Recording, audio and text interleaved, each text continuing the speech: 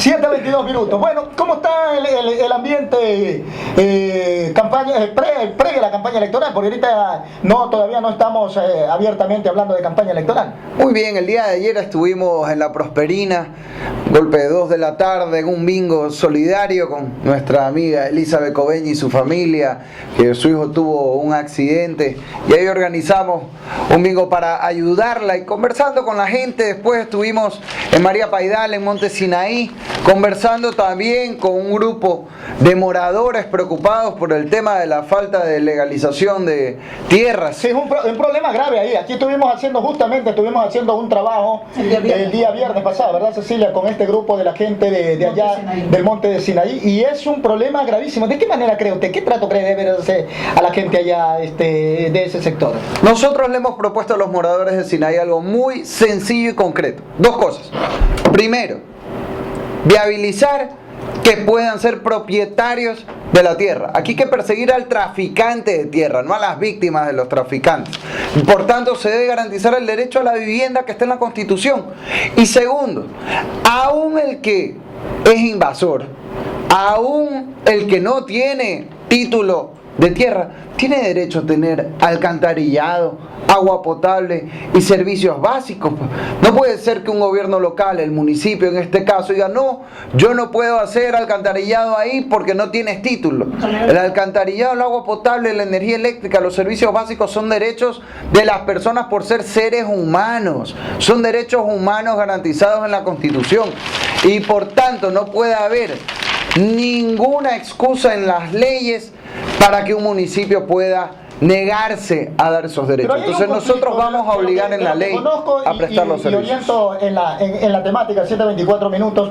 Ahí hay un conflicto entre, no abiertamente, ¿no? Pero en cuanto, creo que de jurisdicción, porque el que intervino directamente fue el Banco de la Vivienda, ¿no? El Banco de la Vivienda indudablemente es entidad estatal. Entonces ellos aparentemente iban a buscar la vialización de la legalización de las tierras, Sí, ¿no? sí, pero quedó en puro bla bla. Es que aquí hay dos temas. Uno es la legalización de la tierra y otro es la falta de servicios básicos. Hay que legalizar las tierras de quienes acrediten ser posesionarios por gente que tiene 5 o 10 años ahí. ¿Eso al municipio o al MIDUBI? ¿Usted qué entiende? En cuanto a la legalización, al gobierno central. Pero en cambio está por otro lado el tema de los servicios públicos. Uno no puede decir: como no has legalizado, te friegas y no tienes agua potable. No, pues son dos cosas distintas. El que vive ahí, legalizado o no, tiene derecho pues a tener servicio de alcantarillado, agua potable, energía eléctrica. El tema de la legalización es otro. Pero nosotros vamos a garantizar desde la Asamblea que en la ley se obligue al municipio, al gobierno local, sea prefectura, gobierno nacional, a prestar servicios públicos a todas las personas que viven en una ciudad o en una provincia, tengan o no la tierra legalizada, porque eso es un derecho humano, no es un derecho del propietario, es un derecho humano de todas las personas en el Ecuador. Claro, es importante destacar estos 7:25 minutos, porque la Asamblea sí podría resolver la temática esta, si continúa el conflicto. Me recuerdo de que en algún momento los terrenos, algunos sectores que tuvieron que fueron producto de las invasiones, indudablemente no podían legalizarlo el municipio, y pidieron una ley especial, ¿no? para legalizarla, ¿no? Así Yo creo que es. podría ser ese el mecanismo para de alguna u otra manera que las personas se sientan pues protegidas ya, y con independencia y con el recurso más importante que tiene el ser humano, que es su pequeño patrimonio, ¿no? Así es, que es lo que queremos todos, y lo que quieren en cambio amenazar el gobierno con la ley de plusvalía que ha lanzado de nuevo el presidente Correa, que ya convocó a cientos de miles de personas a las calles el año pasado. Y el otro día un radioescucha en otra radio llamaba y decía que compartía el criterio sociológico de Alianza País sobre este tema, y yo le decía: mire, déjeme explicarle esto mejor desde un criterio bolsillológico, porque aquí esto es de matemáticas. El gobierno lo que plantea con la ley de plusvalía es llevarse las 3/4 partes de lo que ellos consideran ganancia extraordinaria, es decir, 3 de cada 4 dólares de lo que extraordinariamente, entre comillas, se gane el dueño del bien en la segunda venta. Si se gana 20.000, el Estado se le lleva 15.000. ¿A título de qué? Pues tenemos que cambiar un modelo que insiste en raspar la olla contra el ciudadano con más impuestos, por no que ayuda a parar la olla, en cambio con más empleos. No, a propósito de esta temática, 7:27 minutos, culminamos la primera parte que nos interesa porque hay mucha gente en Monte Sinaí que nos está escuchando y no vale desviarle la atención. Luego vamos con este tema de la plusvalía, que nos parece importante recoger otro criterio, el suyo. 7 de la mañana, 27 minutos. Pero este tema entonces podría vializarle con una ley especial. Entonces ustedes llegan a la asamblea, vializar con una ley especial para que se le reconozca el patrimonio a la gente de este sector. Por supuesto. Pues eso sería lo más viable. Y no solo al sector de Monte Sinaí, es que tiene que ser una ley general para todo el mundo, porque no podemos volver siempre a legislar solo para un barrio. Y este no es un problema exclusivo de Monte Sinaí. El que ya es posesionario, tienen títulos del Midubi que los acreditan como tales. Entonces la autoridad lo que tiene que hacer es proceder a legalizar. Eso es un tema. El otro tema que tiene que estar clarito en la ley es que el municipio, las prefecturas, el gobierno central tienen la obligación de proveer servicios públicos a todos los seres humanos que viven en el Ecuador, porque eso es un derecho humano. El agua potable, el alcantarillado, la energía eléctrica, sean o no propietarios de los terrenos. Y por tanto, en Monte Sinaí hay pleno derecho a que todos los habitantes tengan agua potable, tengan alcantarillado, independientemente del título con el cual estén ahí, porque son dos cosas distintas. Una cosa es la legalización de la tierra que hay que resolver, y otra cosa más urgente todavía es garantizar que todos los moradores de Monte Sinaí y otros sectores populares de Guayaquil tengan acceso a agua potable y alcantarillado de manera inmediata, sin ningún pretexto. Son más de 240.000 personas, creo, asentadas en ese sector, ¿no? Así es, y también hay asentamientos irregulares en otras zonas, por ejemplo, en algunas partes de Flor de Bastión, en Voluntad de Dios. Todos estos sectores, además, que quedan en el distrito 2, Tarqui, Popular y Pascuales. Como referente, ellos sí tienen que sufragarlo, ¿verdad? Claro. Porque están involucrados en el distrito 2. El problema, al margen de la legalidad o ilegalidad de la posesión, ¿no? Por supuesto, y tienen sus derechos independientemente. ¿Acaso que la Constitución dice usted tiene derechos humanos si es posesionario? Si es invasor, no, usted no tiene derechos humanos. No, pues estamos locos. No, pregunto porque alguien de repente va a decir, oye, no está legalizado, no está en ese sector, eso no cuenta en el mapa electoral a la final. No, y la gente dice, y bueno, ¿y dónde tengo que votar? Claro ¿no? que me pregunto, ¿no? Entonces, ellos están exclusivamente en Tarqui, de la parroquia Tarqui, ese sector. Tarqui, también parte de Pascuales, por ejemplo, que es Flor. Esos sectores que representan allá. 7:29 minutos, 7 de la mañana, 29 minutos, mis queridos oyentes en todo el Ecuador. Héctor Yepes está aquí en la radio. Estamos conversando, mis queridos oyentes, sobre los temas palpitantes en esta mañana en el quehacer político. Ahora sí, vámonos a la ley de plusvalía. A ver, ¿por qué usted ve negativo, mirándolo objetivamente, esta ley? El presidente defiende su posición y dice, no, esto no va a perjudicar a las personas pobres, a las personas medias, sino ni tampoco los va a perjudicar, simplemente que tienen que pagar para evitar la especulación en el tema del terreno, de la tierra. Y usted, que es abogado, que hace defensa en estos aspectos, conoce pues de por medio en el fondo esta situación, esta temática.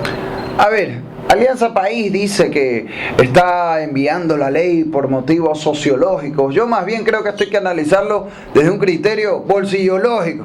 Esto es 2 más 2 son 4.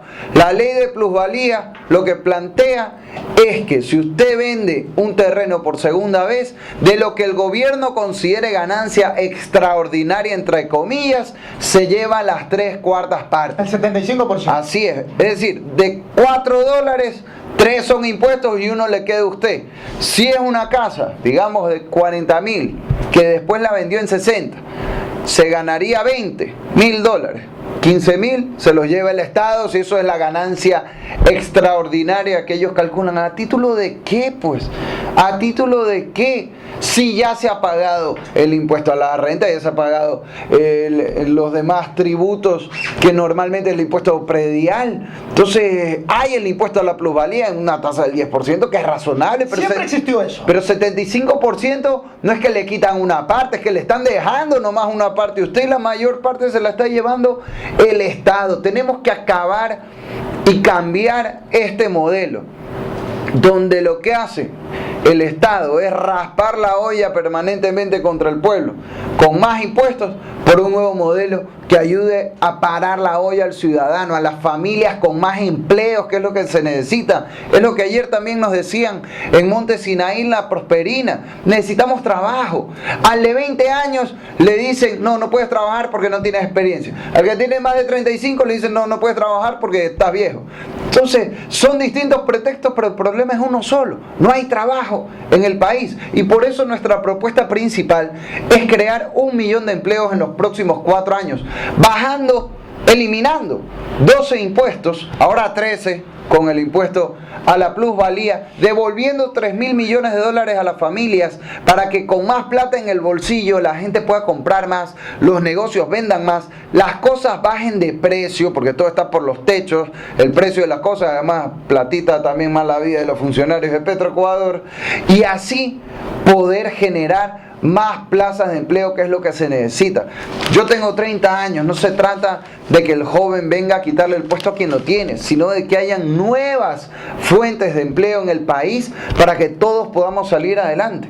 Y ayer en Monte Sinaí también conversábamos con un grupo de chicos que nos contaban sobre el problema de las drogas y nos decían, queremos rehabilitación, pero no esos centros donde te van a sacar la madre porque consumiste H, pues, sino realmente donde haya terapia, donde haya ayuda para el joven. Por eso nuestra propuesta también con Guillermo Lazo es utilizar todo el presupuesto de propaganda y comunicación de este gobierno en centros de rehabilitación para el consumo de drogas y darle oportunidades a los jóvenes. 7:27 minutos. O sea, este impuesto, sí, hay que aclarar este detalle en particular porque la defensa del gobierno es esa, ¿no? El impuesto ya existía.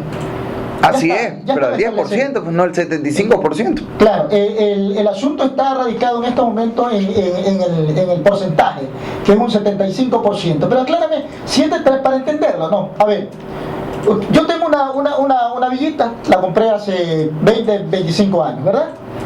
La quiero vender, ahí no pago el impuesto. O ya tengo que pagar. Si es la primera venta, depende. Si usted se la compró a alguien, porque esa fue la primera venta. Entonces ahorita la segunda, ahí sí. Esa casa la entregó para ilustrar a nuestros oyentes, ¿no? Y evitar confusiones. 734, a ver. Entonces, para entenderlo, porque hasta yo me puedo confundir. Por eso pido una explicación con una persona que conozca en detalle. 7:34 minutos. A ver, esta casa la compró la persona al Banco de la Vivienda. El Banco de la Vivienda la legalizó. Esa es la primera venta. La primera venta, ¿ok? Esta persona que era dueña se la vendió a otro señor. Ya es una segunda venta. Entonces, exacto, ahí paga. Ok. Y ese segundo señor me la vendió a mí, ya es la tercera venta. O sea, si yo le quiero vender a Cecilia Corral, mi villa o cualquier otra persona, ya sería la cuarta venta. Entonces ya estoy involucrado en el absolutamente. Ojo, y el gobierno dice, es que esto es para que la gente compre más barato. Mentira, porque usted vende al mismo precio. La única diferencia es que el que compra, que igual le va a pagar, digamos, una casa de 40 la vende en 60. No es que por este impuesto ahora en vez de 60 la va a vender en 50. La va a vender en 60 igual. Lo que pasa es que esa plata que antes iba a quedar en el bolsillo del vendedor y de su familia, probablemente para comprarse otra casa, ahora se lo va a chupar el Estado. Se van a ir de esos 60.000, 15.000 dólares se van a ir al Estado central, pues algo que no tiene ningún sentido, y no por eso van a bajar de precio las casas, porque el precio de venta va a ser el mismo. La diferencia es quién va a cobrar. Antes cobraba casi todo el vendedor, ahora va a cobrar el vendedor con el Estado, que en cambio no ha hecho nada ahí. Porque, ¿cuál es el argumento además del gobierno? Lo que se está usando y que, por ejemplo, en determinados sectores, hablemos, por ejemplo, para ilustrar acá en Guayaquil, ¿no? El proyecto del aeropuerto intercontinental en Daular, ¿verdad? Todo ese sector de Chongón, Chongoncito se repotencia y ya usted ya no va... gran parte de eso ya no existe en la comuna, porque eso prácticamente era de comuna, ¿no? Que no se puede vender, si no ceder. Pero esa gran parte dice que ya la han comprado muchas empresas. ¿Para qué? Para instalar allí grandes urbanizaciones, porque el nuevo Guayaquil va a ser hacia allá, cuando ya esté listo ese aeropuerto. Entonces, el asunto es, el gobierno lo enfoca de esa manera, para evitar esa sobreexplotación. ¿Por qué? Porque se hacen nuevas obras, se canaliza nueva autopista, y entonces ese terreno que te costaba a la final el metro $2 o $3, se incrementa y te lo venden ya en 100 o $200. Pero el incremento va a ser el mismo. ¿No? Pero ojo, es que ese es el punto. El incremento fundamento va a ser el mismo, igual va a costar $100, la diferencia es que 75 ahora se van a ir al Estado. Es que con esto no van a bajar de precio las cosas, la única diferencia es que el Estado va a cobrar más billete, punto. Hay Claro, detalle en particular. exactamente. Y discúlpeme, una cosa, ya existe lo que se llama contribución especial de mejoras. Si el municipio, por ejemplo, la regeneración urbana, Todos lo pagamos. claro, la Todos alcaldía de lo pagamos. Guayaquil Todos. cobraba, no a todo el mundo, pero dependiendo No, del en el tipo lugar de que hace vivienda. la regeneración, Pero te cobran de ley. por lo un general a porcentaje. casi todos te cobran un porcentaje del costo de la obra. Sí. ¿A través de qué? La contribución especial de mejora. Es decir, esto ya existe. Y te lo cobran anualmente ahí en el predio cuando vas a pagar el predio. Claro, Pues. entonces este impuesto a la plusvalía no tiene nada que ver con eso es cuento. Porque además también existe otros casos, pues cuando se mejora la plusvalía por algo que no tiene nada que ver con el Estado. Pues. Por ejemplo, yo en La Aurora, en Daule, hacen el hipermarket nuevo que hay ahí. ¿El Estado qué tiene que ver en eso? Nada. Evidentemente se hace el hipermarket y los terrenos que están al lado pues se van a revalorizar. ¿Y el Estado por qué va a cobrar por eso? ¿O acaso que ahora va a cobrar el impuesto Johnny Charningi, que es el dueño del hipermarket, nos va a venir también a cobrar la plusvalía a nosotros? Discúlpeme que son cosas absurdas. Y en cuanto al tema del aeropuerto, muchas son empresas que he ido a comprar. ¿Y sabe qué? El impuesto a la plusvalía no se lo van a cobrar a las inmobiliarias.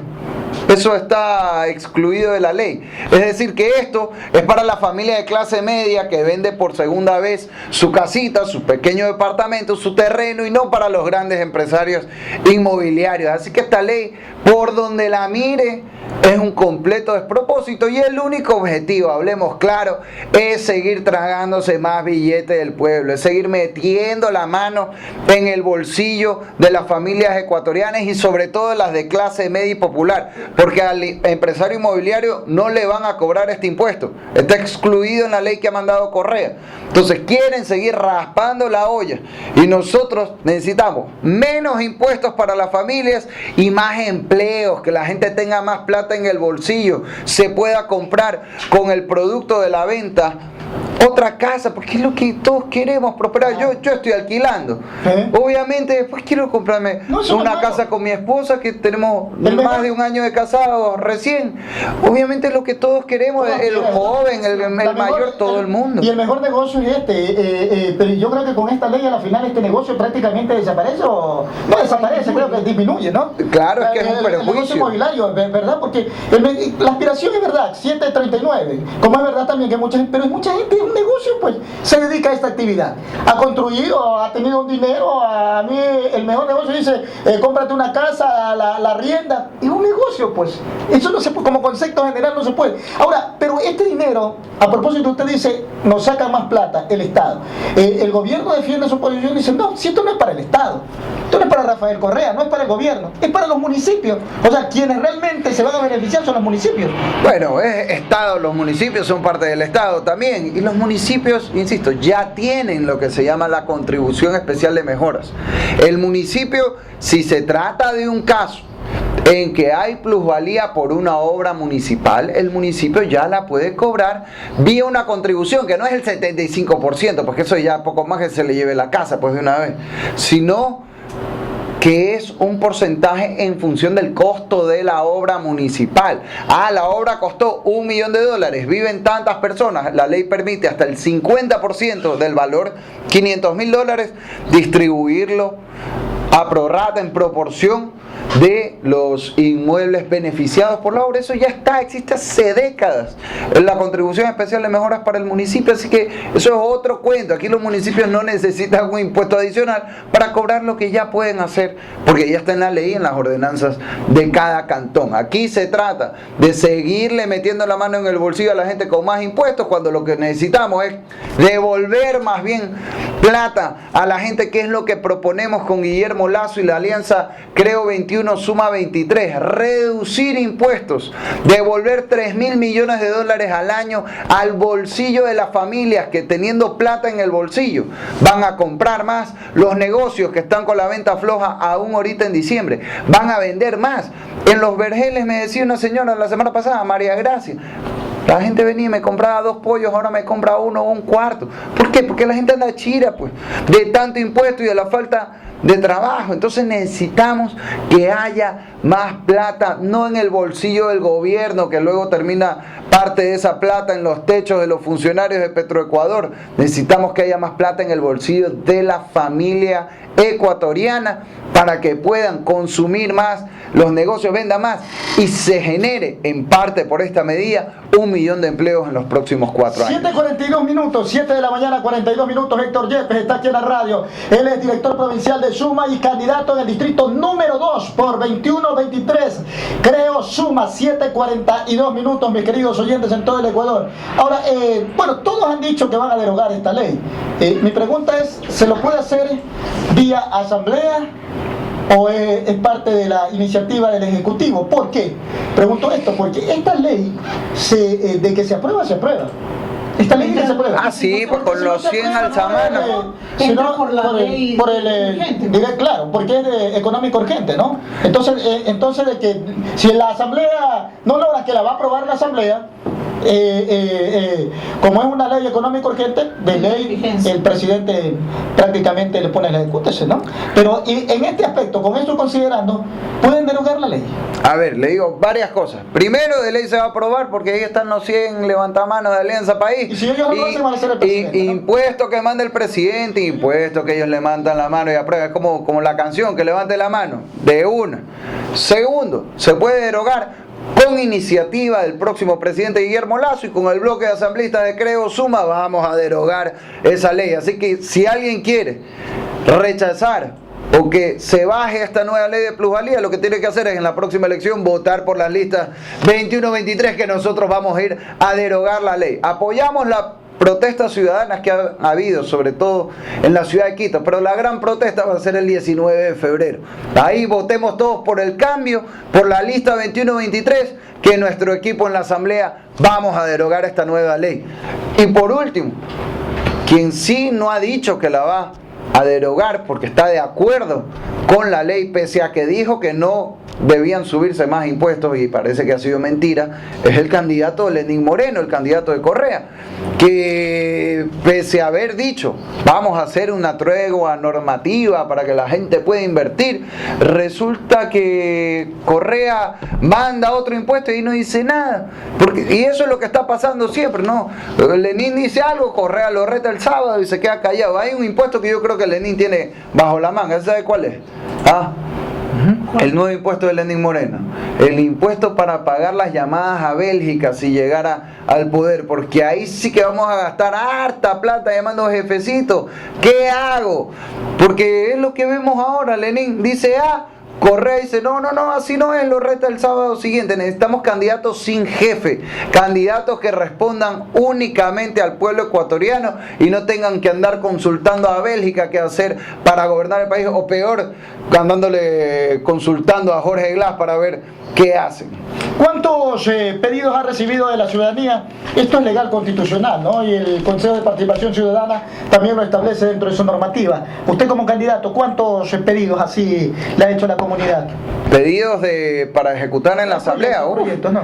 Incontables, si estamos recorriendo mañana, tarde, noche, todos los días, pero lo que la gente, para resumir un poco lo que la gente pide, primero es más trabajo. Lo que la gente dice en todas partes de Guayaquil y del Ecuador es no hay trabajo, lo dice el joven, la ama de casa, dos adultos mayores, el padre de familia que está viendo cómo para la olla. De hecho, en los Vergeles mismos me decía un señor que estaba en su tricimoto, estaba en la construcción pero está parada, toca sacar la tricimoto, y eso es lo que se perjudica con la ley de plusvalía. Por cierto, el sector de la construcción, donde trabajan más de 500.000 ecuatorianos a lo largo del país.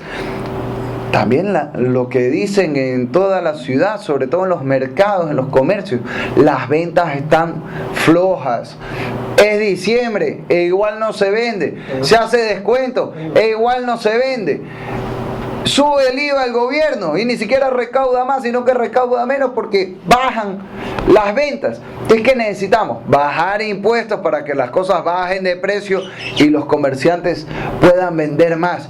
Y otra preocupación a lo largo de Guayaquil es el problema de la H, que está atado con la falta de oportunidades para los jóvenes. Ayer en Monte Sinai yo le preguntaba a un grupo de de 10 jóvenes que conversamos aparte un ratito, oiga, cuénteme, ¿estudias, trabajas?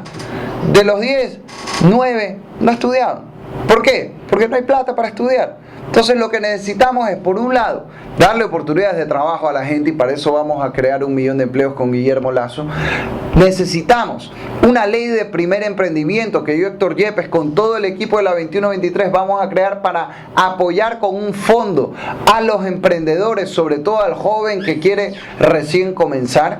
Y por otro lado, necesitamos dar oportunidades de estudio, porque hoy 900.000 jóvenes no estudian ni trabajan en el Ecuador. Necesitamos duplicar el programa de becas de la Cenecit, que está bien, pero es para una minoría.